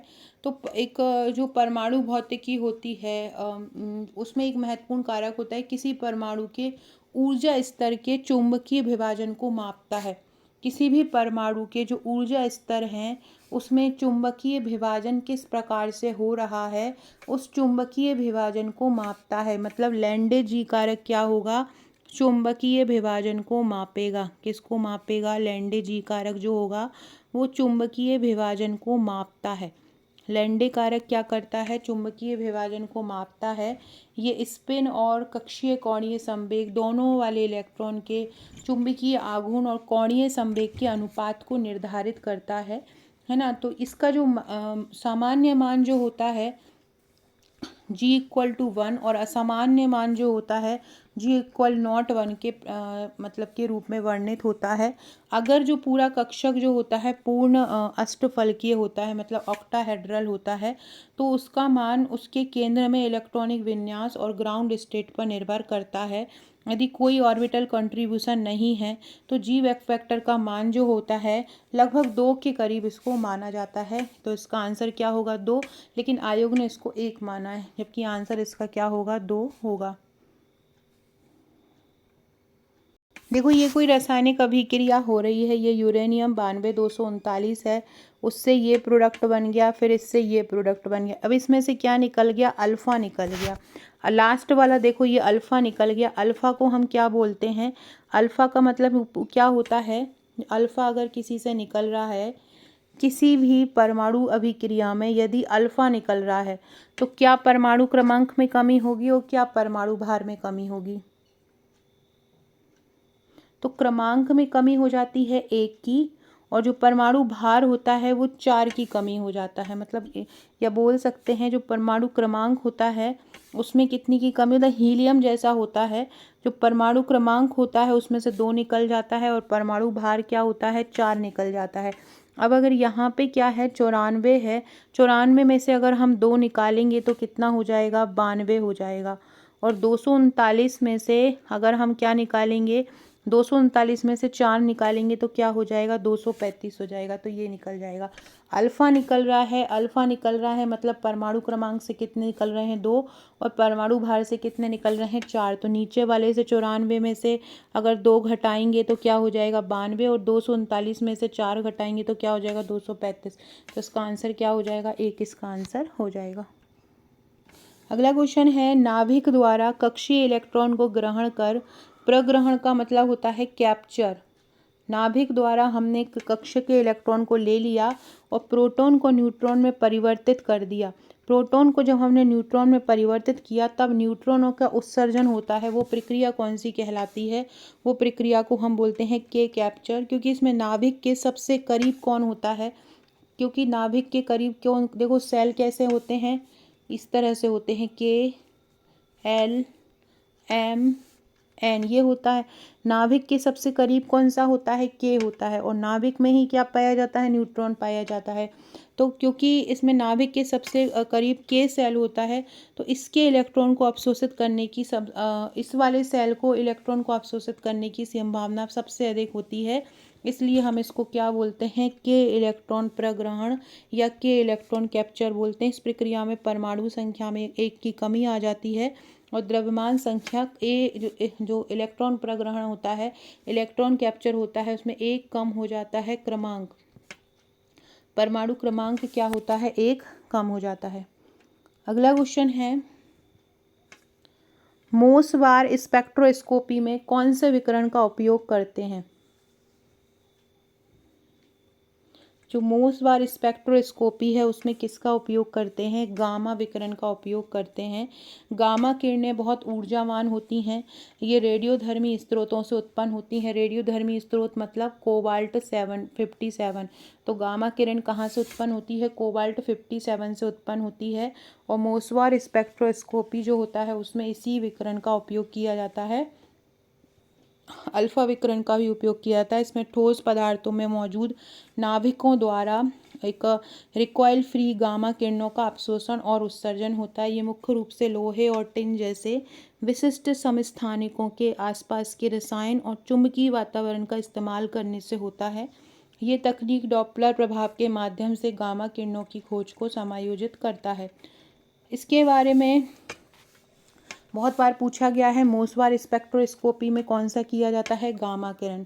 इसके अलावा एक्स किरणों का उपयोग किस स्पेक्ट्रोस्कोपी में होता है। अगर आपसे पूछें जो एक्स किरण होती है उसका किस में होता है, तो एक्स रे फ्लोरोसेंस एक स्पेक्ट्रोस्कोपी होती है, वहाँ पर किसका उपयोग करते हैं, एक्स किरणों का उपयोग करते हैं। एक्स किरणों का उपयोग एक्सरे स्पेक्ट्रोस्कोपी में होता है। रेडियो वेव का रेडियो स्पेक्ट्रोस्कोपी में होता है। अगला है, हाइड्रोजन के लिए प्रथम बोर की कक्षा की त्रिज्या 0.53 एंगस्ट्रॉम है।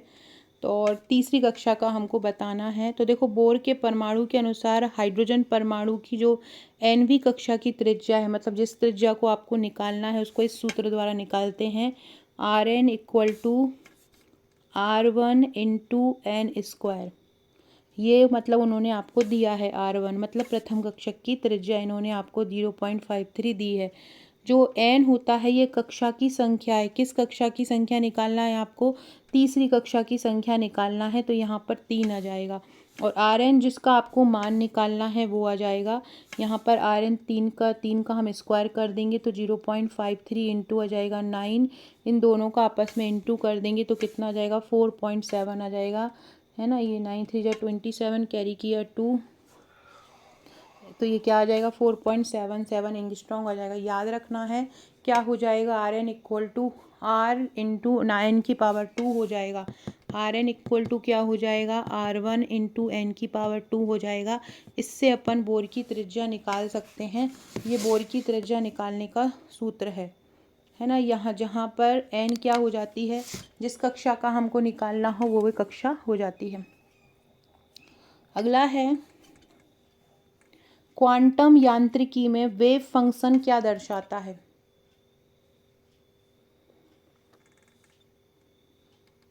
जो वेव फंक्शन होता है, तरंग फलन होता है किसी भी क्वांटम प्रणाली की, उसकी अवस्था को बताता है। उसके क्या अवस्था रहेगी, तंत्र की अवस्था क्या रहेगी, उस अवस्था को ये बताता है। तो क्या हो जाएगा, वेव फंक्शन को हम क्या बोलेंगे, तंत्र की अवस्था बोलेंगे। इसको हम साई द्वारा प्रदर्शित करते हैं।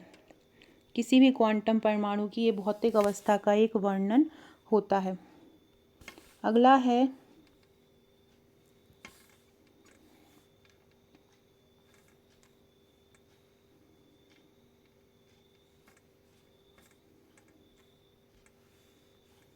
एक क्वांटम यांत्रिकी प्रणाली की ऊर्जा की गणना करने के लिए एक स्वैच्छिक तरंग फलन का उपयोग किया जाता है, तो परिकलित मान वास्तविक ऊर्जा से कम नहीं होता। ये कथन किससे संबंधित है? एक क्वांटम यांत्रिकी की हमें ऊर्जा की गणना करना है, ठीक है, मतलब क्वांटम मैकेनिक्स में हमें ऊर्जा की गणना करना है। तो हमने अपने से एक स्वैच्छिक कोई हमने तरंग फलन ले लिया है, तो जो हमारे पास मान आया है वो वास्तविक ऊर्जा से कम नहीं आया है। तो ये कथन किससे संबंधित है? ये वेरिएशन थ्योरी या भिन्नता सिद्धांत से संबंधित होता है। तो ये वेरिएशनल सिद्धांत क्या होता है, कहता है कि यदि किसी भी अनुमानित तरंग फलन के लिए परिकलित जो ऊर्जा वास्तविक जमीनी अवस्था की ऊर्जा से हमेशा क्या होगी, अधिक या बराबर होगी। चूँकि जो परिकलित जो ऊर्जा होती है हमेशा वास्तविक ऊर्जा से अधिक होती है, इसलिए ये उससे कभी भी कम नहीं होगी। ये कौन कहता है? ये भिन्नता का सिद्धांत कहता है।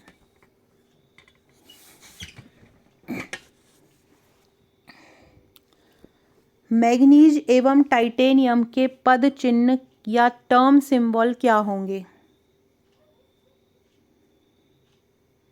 मैग्नीज हो गया और जो टाइटेनियम हो गया, टर्म सिंबल का मतलब होता है उनके जो मूल अवस्था है, मूल अवस्था में ये किस प्रकार से रहेंगे। देखो, मैग्नीज का परमाणु क्रमांक कितना होता है? 25 होता है। मैग्नीज का परमाणु क्रमांक क्या होता है? मैग्नीज का परमाणु क्रमांक 25 होता है। इसमें क्या होता है, 3D उपकोष आधा भरा हुआ रहता है।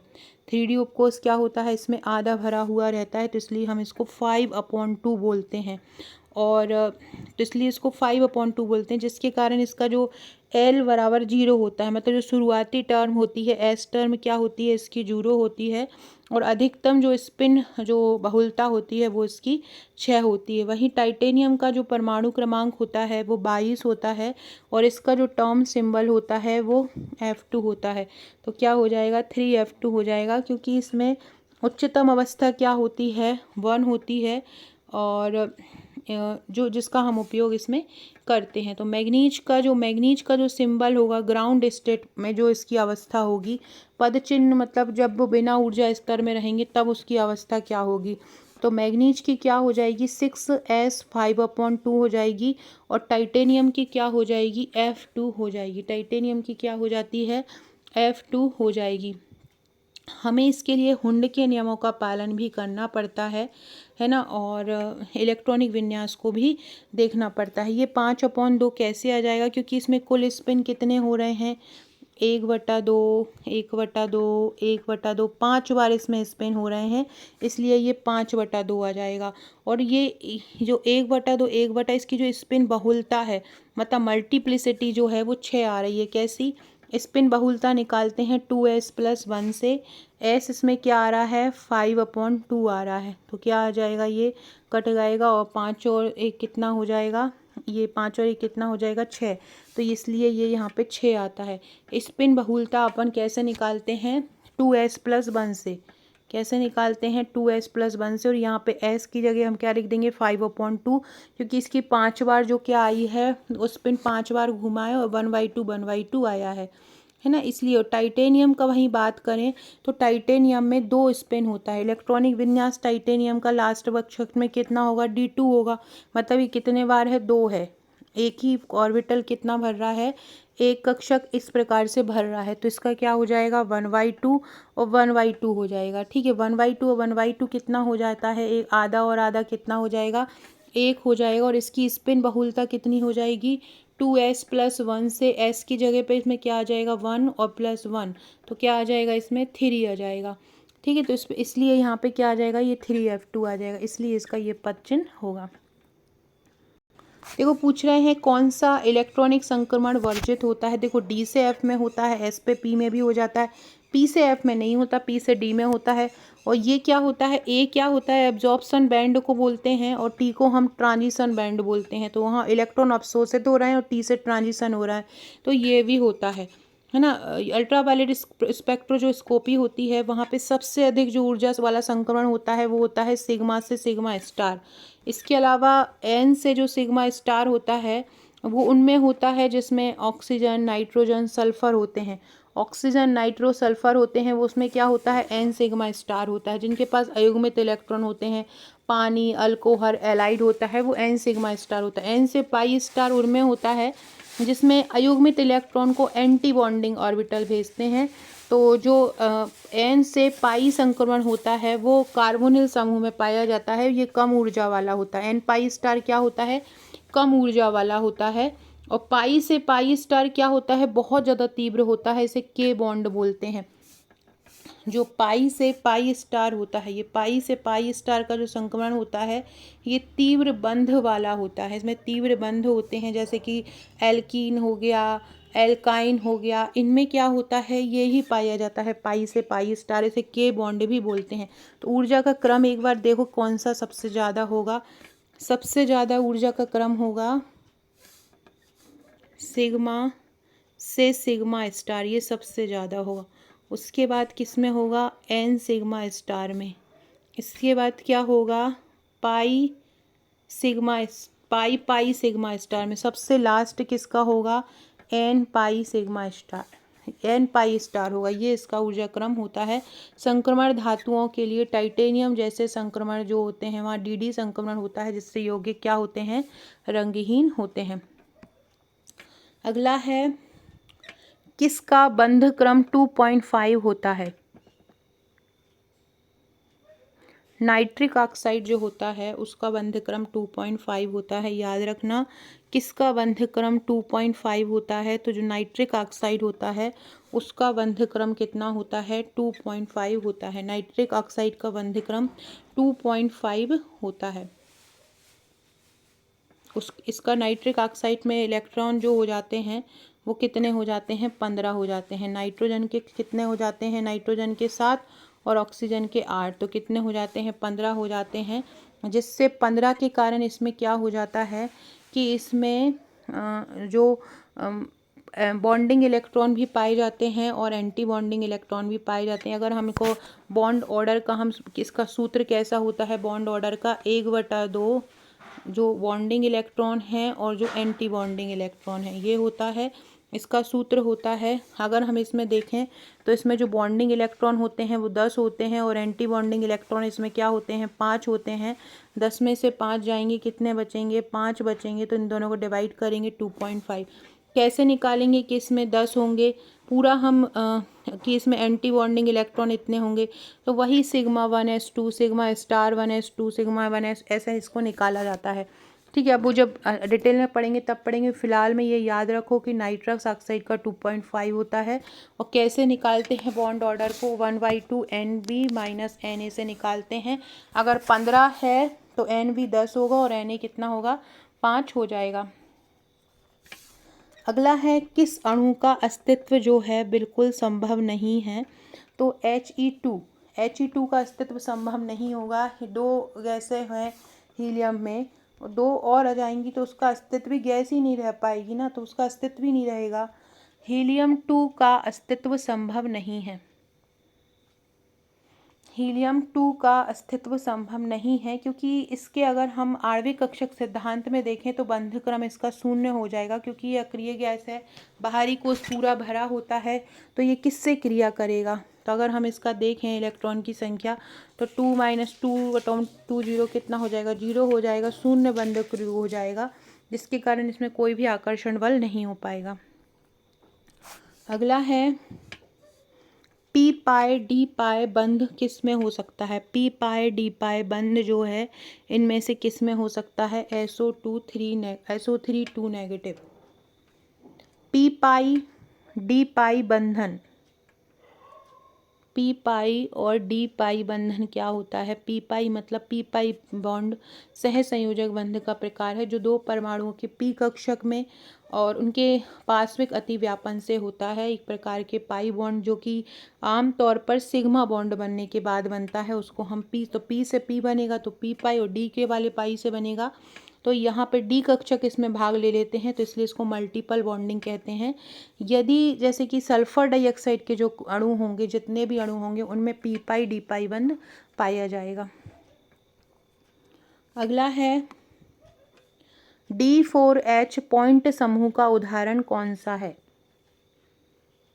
D4H पॉइंट समूह का उदाहरण क्या होगा? वर्ग समतलीय ज्यामिति जिसकी होती है, वर्ग समतलीय, उसको हम D4 बोलते हैं और इसका उदाहरण होता है जिनॉन टेट्राफ्लोराइड। जिनॉन टेट्राफ्लोराइड जो होता है, जिनॉन टेट्राफ्लोराइड हो गया, एक होता है PtCl4, ये भी D4 पॉच होते हैं, है ना।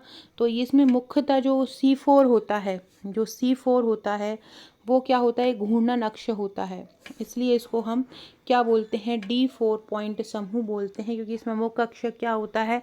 4 के रूप में होता है। ये उन अणुओं में पाया जाता है जो वर्ग समतलीय होते हैं।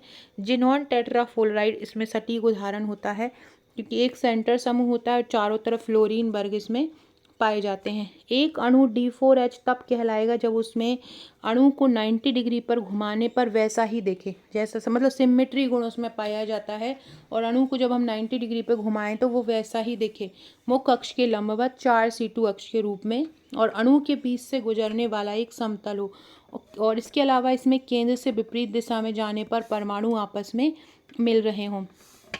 तो सम्मति में देखो, ये आज इस पेपर में आपसे पूछा है कि D4H का उदाहरण कौन सा है, तो जिनॉन टेट्राफ्लोराइड है। पूछ सकते हैं TD का उदाहरण कौन है, पॉइंट ग्रुप TD कौन सा है, तो पॉइंट ग्रुप TD का मतलब होता है टेट्राहेड्रल।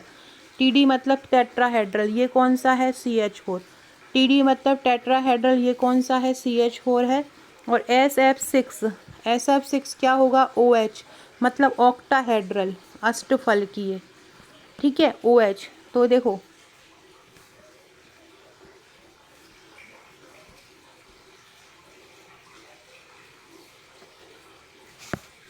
XeF4 इसमें कौन सा पाया जा रहा है? वर्गाकार समतलीय, इसको हम बोलते हैं D4H। CH4 में कौन सा पाया जाता है? TD, इसको हम बोलते हैं टेट्राहेड्रल। उसके अलावा SF6 इसमें कौन सा पाया जाता है? ऑक्टाहेड्रल। ये तीनों याद रखना, तीनों में से कुछ भी आपसे पूछ सकते हैं। अगला है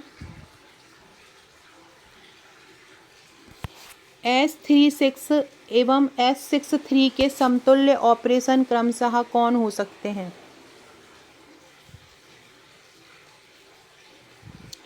इसके ऑपरेशन जो होते हैं या इसके जो कार्यक्रम होते हैं, ये जो समतुल्य जो काम करते हैं इसके, वो कौन से इसके तहत हो सकते हैं?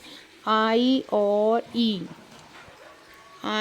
E हो सकते हैं। क्या हो सकते हैं? IOE हो सकते हैं। ये यहाँ पे S36 जो होता है, S36 ये E के समतुल्य होता है, और जो E मतलब होता है आइडेंटिटी, और यहाँ पर जो S ये 3 हो रहा है, ये किसके हो रहा है? I का मतलब होता है इन्वर्जन होता है। इसका मतलब होता है S6 जो E है, आइडेंटिटी है, इसका मतलब होता है यदि ऑपरेशन हो रहा है तो इसमें जो K होता है, जो ये जो K है,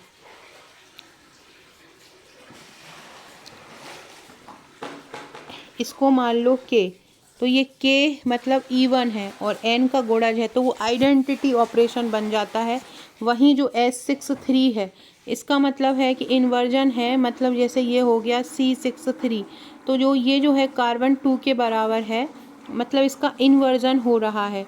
तो इन ऑपरेशन के मतलब एक विकल्प के तौर पर हम इसको ले सकते हैं, किसी भी परमाणु के विकल्प के तौर पर ले सकते हैं। जहाँ 366 और 3 है उसका आधा जा रहा है तो उसको इन्वर्जन के रूप में ले रहे हैं, और यहाँ क्या है? डबल जा रहा है, तो इसको क्या ले रहे हैं? आइडेंटिटी के रूप में ले रहे हैं। अब इसके जो अगले क्वेश्चन हैं ये मैं अगली वीडियो में करूँगी।